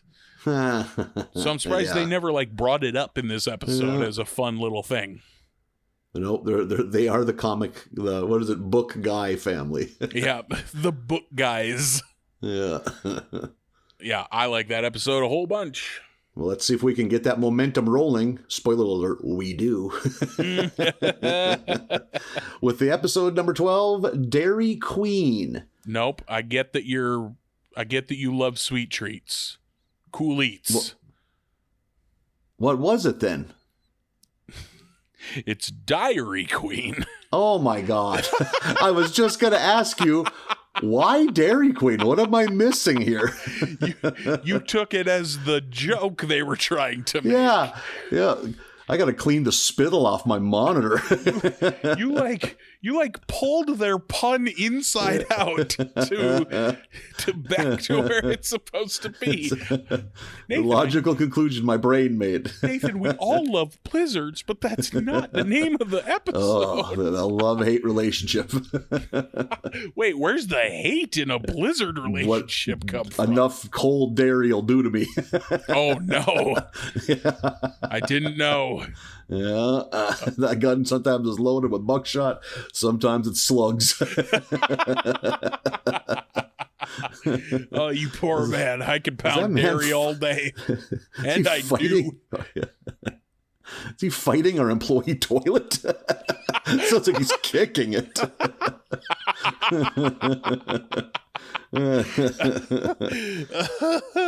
That long M. Bison poke kick getting out there. M. Bison, a man who shows up very well dressed to a street fight. Yes, he does.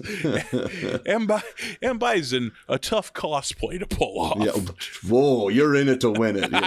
You're spending money if you're doing M. Bison cosplay. Yeah, Zangief, you can just put some colored electrical tape around your underwear and just hot glue a rug sample to your back and chest. Fucking Sagat is just basketball shorts and some wrist tape. Yeah, just because it tape your ankles, shave your head, get a skull cap. Yeah. Draw a big scar on your chest. Yeah, Blanca, you got to paint yourself, I guess. But other than that, it's just a big wig. Fucking Guile, you got to that haircut alone is tough. It's fucking ridiculous. So the episode begins with a big musical number, which I'm not supposed to, if there's a cultural reference, I don't get it, or just sometimes they like musical numbers. Sometimes the Simpsons like musical numbers. It's all of the Springfieldians are picking over shit at Ned's yard sale. Get some good sight gags of random shit he has for sale. Everything's too cheap because he's Ned and he's not going to take advantage of people. We not to pump the brakes here, but it is the depths of February. We are deep into winter. We're not getting enough sun. How itching are you for a goddamn yard sale? Oh, God. I love a good... where you could tell just by driving by it's more than just clothes. Fuck, I'll get out and dig around. Yeah, I know you love a garage sale, buddy. Nice... Is this the tough time of year for you? Yep. Yeah. I can't go on trailer park cruises. I can't go to yard sales. It's real tough. I haven't seen a card table in a driveway in too long. I haven't seen a fucking clothes hamper full of mix match baby clothes in ages. Babies are like fucking the alien when it jumps out of your chest. It must triple in size by the hour. It's like, why are there so... A baby's the size of a banana bread loaf. How can there be this much clothes for it?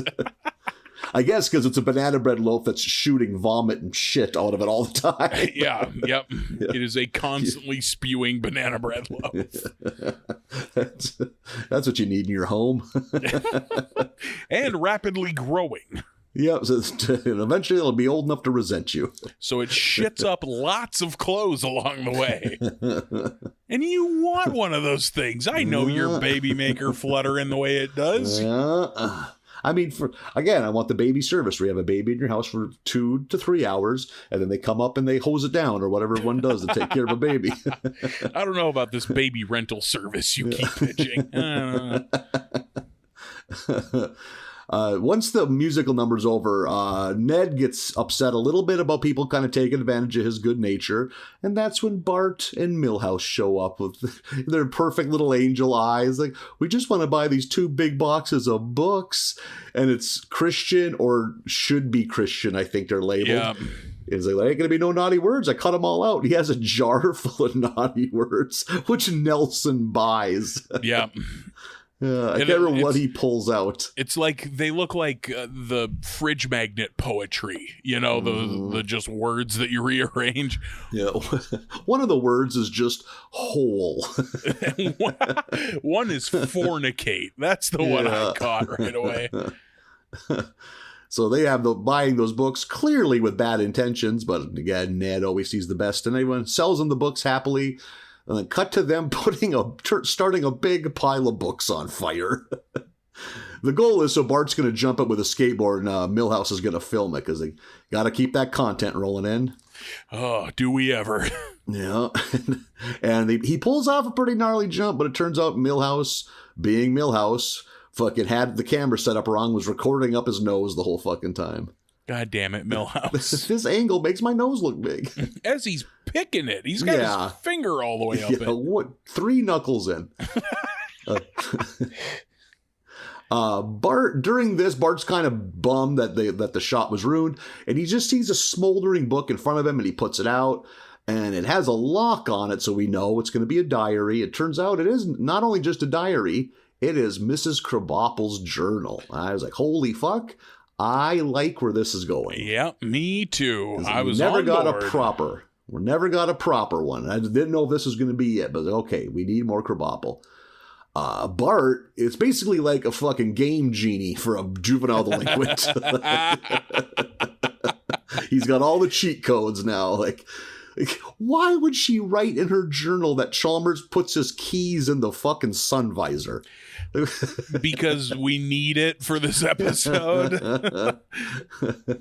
We get hit, so they just take his car for a fucking cruise. They're 10 years old. There seems to be what is it? Oh, a free coupon for free yogurt at the car wash.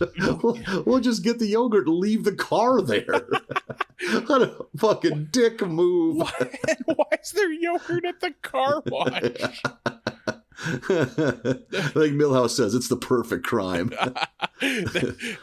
I do like when we do little jokes like this. As they're screeching out of the driveway, it cuts to Chalmers upstairs standing on the scale going, slimmer. Yeah, that was good. Those are so dumb, and I like it. I like when they do that. The next thing he stumbles onto is he gets the code for the teacher's lounge, which wild that they have like a push button code for the lock on it. And I like how it's still foggy from smoke, as if any teacher's allowed to smoke indoors in 2021. Right. Yeah. I did like that though. Cause that's teachers weren't allowed to smoke when we were Bart's age. Yeah. I bet when I was young, they maybe still could. School. Yeah. Maybe then. Yeah. I fucking popped hard at the fact that they all have fucking laptops and headsets and are doing call center fucking side hustles while they're at work. Yeah, they're all... Jesus, what a depressing life they live. They're all telemarketer side hustling. God damn it. Fucking Skinner's trying to sell like beachfront fucking timeshares. With this contract, you'll be guaranteed a pool chair for 1 hour a day. It's not a sale, it's an opportunity. Yeah. So good. But what really turns the episode around is he keeps reading. He finds out that Mrs. Krabappel thought that he had promise. And this just starts a fucking 180 in Bart's life. He is so moved by this that finally a teacher actually believes in him. And he just we get like a montage of him being a better kid. He helps that little boy get a drink of water because he's too short. He makes sure Willie doesn't slip on that banana peel. And then to top it all off, motherfucker gets an A in a class. Yep.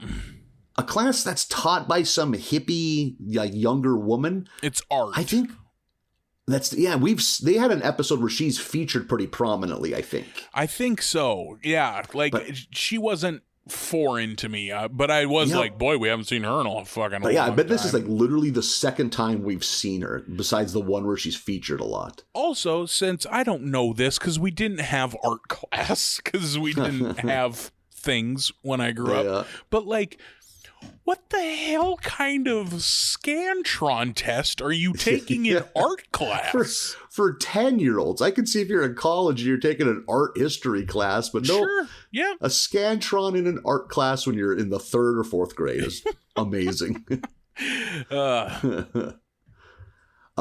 He does so well. Marge is happy, but very skeptical because she has seen this story before, but she searches his room and he's clean.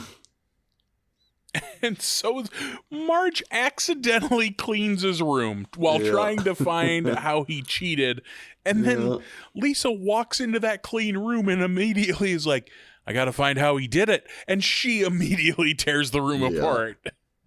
Which Bart probably didn't notice any difference because it looked like a tornado hit it when Marge got in there. So you'd been more skeptical when it was clean. I just thought that made for a fun sight gag of Marge walks into the dirty room, accidentally cleans it, and then Lisa walks into the clean room and accidentally destroys it. And I think it's there. Lisa doesn't find anything, and isn't it Maggie who is like points out you should check the treehouse? Yeah, she just points at the treehouse and makes Maggie sounds. Yeah. So that's what Lisa does. Goes up in the treehouse and finds the journal and opens it and reads. And that's when Bart walks in as she's reading it. And he's like, oh, isn't it great? You know, Mrs. Krabappel thought so much of me. This is, I can do anything. And what is it? It's 2 smart kids. Is that what he keeps saying? Yeah. We're both gifted. 2 smart kids. And just as he had walked in, Lisa had read the truth that she was praising her cat, not Bart. Yeah. And, you know, Lisa's a goody-goody, and it's just killing her to hold it in. But she sees Bart is so happy, and he's acting so good that it is destroying her physically even. She looks like she's in pain. Like, she cannot, she won't ruin it for Bart. But now it's going to start bugging her because Bart's getting praise around the school. They have he's most improved student. Does that sound right? Yeah, he wins most improved student at the Improvement Day assembly. And the whole fucking school picks him up and carries him outside in celebration. So it's just Skinner and Lisa. And he's like, and on to our second thing, don't do drugs. And Lisa's like, I don't. And he's like, this is the most successful lyceum we've ever had. When Skinner's up there and he's setting it up we're going to give out the award for the most improved student, it cuts to Martin out in the crowd who goes, oh, is it me? My shelves are already groaning with kudos. Jesus Christ, Martin. Good to see him not get it. He's a little too big for his britches. Groaning with kudos is insane. And how much he slumps when he doesn't win. Yeah. And that voice just, oh, me. Yeah. Oh. So I think we have a new Martin voice now. Do the Pepsi challenge, see if you can tell the difference. God damn it. Groaning with kudos. So Bart is just riding this wave and he's feeling so good, and his ego is so inflated that he confidently enters a spelling bee. And I think he's actually in it, and he has to spell some word, and that's when Lisa's like, hey, family meeting, which apparently works. Yeah. You just do that. Just pulls him aside, pulls him off the stage. And that's when Lisa tells him the truth, that it wasn't him that she was talking up, it was her cat. And he doesn't believe it, but then they read it together, and it's like, wait a second, his tail? What do you mean? Oh, I did wear a tail. And it's like, he's using the litter box on his own. Oh, man. Yeah, he's bummed. It's awesome how deep he has to go into it before he finally accepts it. Yeah. So now it's kind of a bummer, because Bart is fucking devastated by this. Bart is legit crushed by this. He had a brief second of having some promise, and now it's been dashed. And everyone feels bad about this. And finally, I don't know if anyone has to do it, or do they go talk to him? But Ned has a moment with up in the treehouse. I think Ned just goes up. I don't know what spurred that on, but they have a talk, and he shares, oh, I thought she meant I was so great, but turns out it was the cat. And then he tells an anecdote about how the Flanderses were going to move. Both the boys voted for it, because of course they did, because they don't fucking... They're weird. They have weird reasons for doing it. Yeah. And Ned was all for it, but Edna puts her foot down and was like, nope, I got a couple boys like Bart that are just great kids, but they just need a little discipline and some leadership, and we can turn them into great young men. And fucking that makes Bart happy. There's a good gag. He's like, did that help, son? He's like, you know what? It did. He's like, let's join hands in prayer. He's like, you just leave it good enough alone, but hey, thanks. Yeah, talking past the close. And this is where it gets real tear-jerky, because Bart runs down, leaves the treehouse, and Ned takes the journal with him. Or maybe actually Bart's like, this is for you. And he's like, hey, you come off pretty good if you want to give this a read. And he's like, nope, this was Edna's private thoughts. And he walks in, and I think the older boy's like, did you fix Bart? And the other one's like, what's in your hand? And he's like, nothing. And he goes upstairs, and he like has like a moment of crisis, like, oh, I know I shouldn't do this. And he reads like one sentence and looks up to the sky. He's like, I'll think of an atonement later. Yeah. And he reads, it was something like, oh my God, like just basically how wonderful like that her time with Ned has been.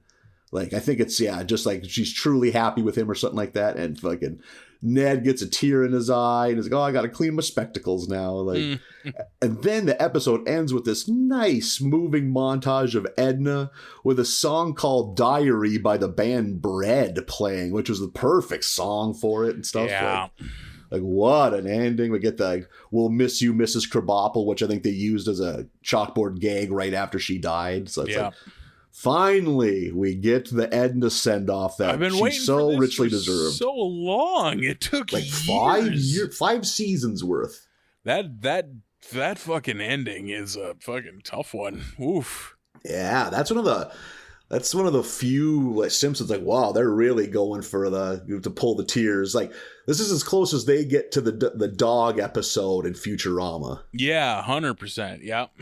And that song is great. And like, I like that they mash together old archive recordings to make her have lines in this episode. Like, I like that. I don't see an issue with that as long as I thought about that too. Fuck, it sounded fine. Yeah, totally. As long as the estate signs off on it and they get money for it, like as long as that business side of that shit, I as a viewer don't have a problem with that. So, which I'm sure it's all good. You know, I doubt they're gonna.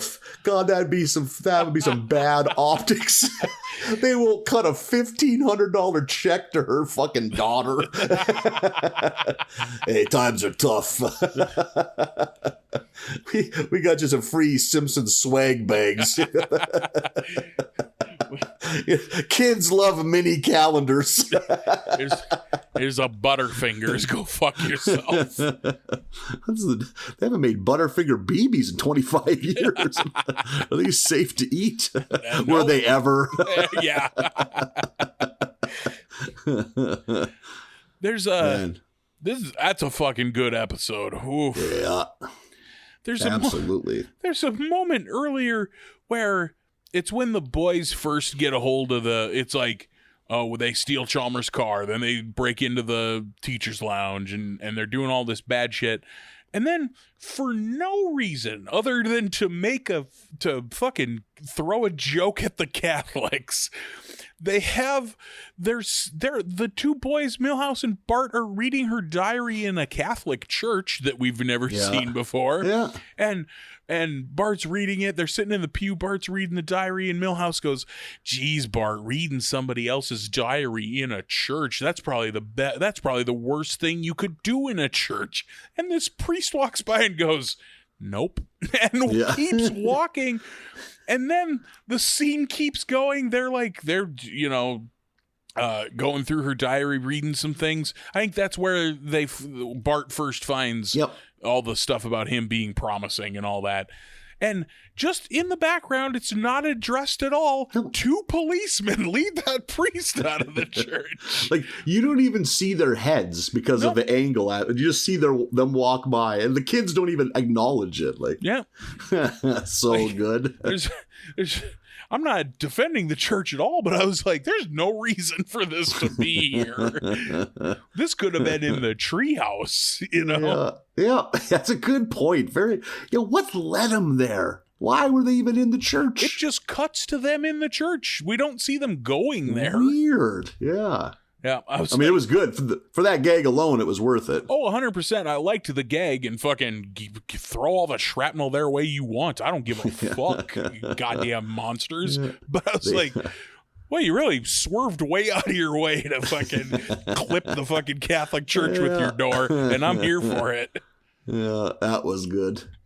And when Lisa finds out that Edna was talking about the cat and not Bart, I love when we get like really stressed or fried Lisa when she's like, anytime she's stressed out about something, the way they draw her with her hair all fucked up and her eyes red and she's itching fucking hives. Like, I love when we get to see that version of Lisa, and it was fun to see here.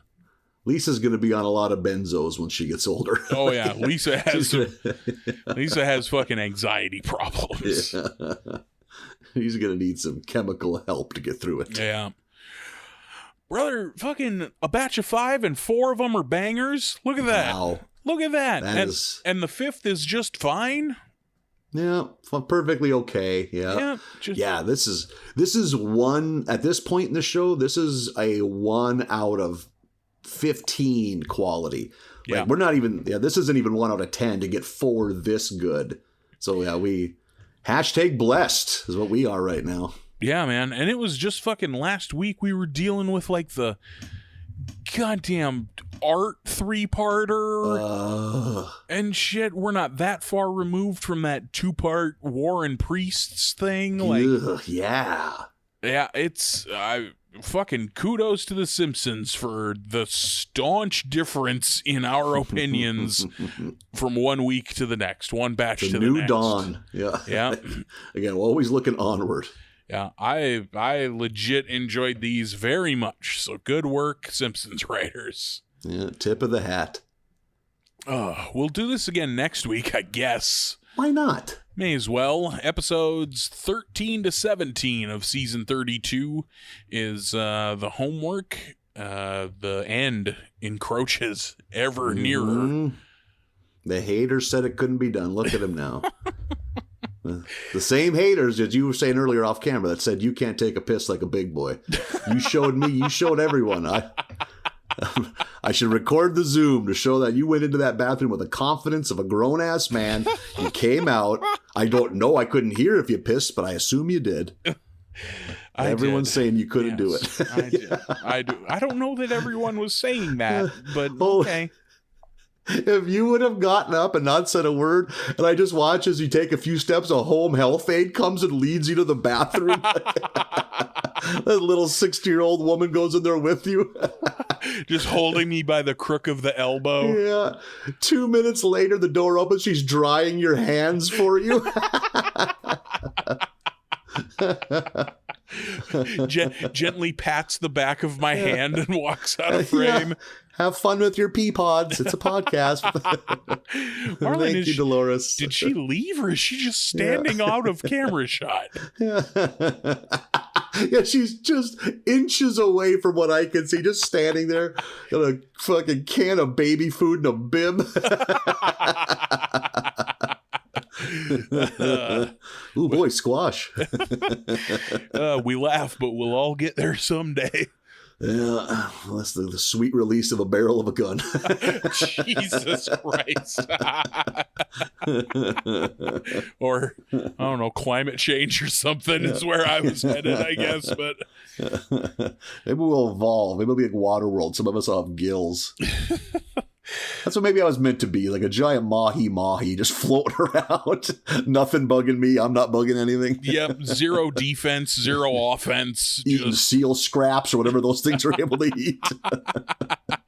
Just lackadaisically eating krill. Just, barely able to open your mouth. Float to the top every few hours and get some sun. Like, that's it. That's the stuff. That's enough for me. And just am I upright? I don't even know anymore. What's the top of my head? Which side is the top side? God, some of those fish that are just like God's mistake that have 2 eyes on the side of their head and nothing else. Yeah. It's like a fucking stereo in an 81 Chevy Citation. They didn't leave enough room, so they put it in fucking up and down. Put it in vertically. Yep. There are a lot of fish that look like children's drawings. Yeah. Like, God. If this is God's design, did he have some fucking Make-A-Wish kid on some of these? You gotta fire that intern God. He's fucking up the fish. Fuck it, just put them low enough. The ocean is where nightmares come real. Yeah, 100%. Oceans are terrifying. You got any hot predictions for the Super Bowl? As we record this is Super Bowl Sunday. As the Super Bowl is in progress. Right now it's halftime, 24-14. A couple of sports fans here. Yeah, a couple of big sports fans. I honestly, I'm going to watch I hope it's close. I'll watch it if it's close because I don't have a horse in this race at all. Yeah, me neither. I don't care like or dislike any of them. I don't care for Philadelphia fans. So yeah, I guess if you made me pick one, I'd pull for KC, but Linval Joseph plays for I'll root for former Vikings too. Like I know Linval's there and it feels like someone else is there too, but yeah. Let it never be said that we are not dedicated to putting out our podcast product because we are missing out on Rihanna as we speak. Yeah. Yeah, right. We're probably at about halftime, I bet, looking at the clock. Yep, it is halftime, so. She's violently thrusting on a screen right in front of you, but look at the professionalism. Oh, God. Shirt still on. Yeah. For about 60 more seconds. I hate to. Andale. 13-17 for next week. We gotta go by. Dolores brings you over a huge tub of petroleum jelly. Puts a blindfold on herself. And then faces dedicated. The wall. Yeah, just Blair Witching it while you're cranking off. Another great thing for your neighbors to see through the patio window. He's no pants, shirt on, double hand job himself. His grandmother, apparently. Going opposite directions. He's just pepper grinding it. He's pepper grinding it. Can you imagine that? What is he doing? So I'm picturing a pepper grinder, but thumbs inward. Okay, sure. Yeah. Okay. I feel like you get better torque that way. That guy's mad at himself. I can't feel good. I do wish he'd close the curtains. Well, I'll let you get at it. Oh, thank you. Thank you for releasing me. One of us should have some romance in our life. This comes out on Valentine's Day. Hopefully everybody's getting a romance. Not you and I. You and I are telling jokes tonight as this comes out. Rural Minnesota. Yeah. Showbiz, baby. Yeah. All right. Doing it. 13-17 for next week. Hopefully they're just as hot as this week. That'd be great. Absolutely. Everyone enjoy yourselves. We'll see you then. Bye, everybody.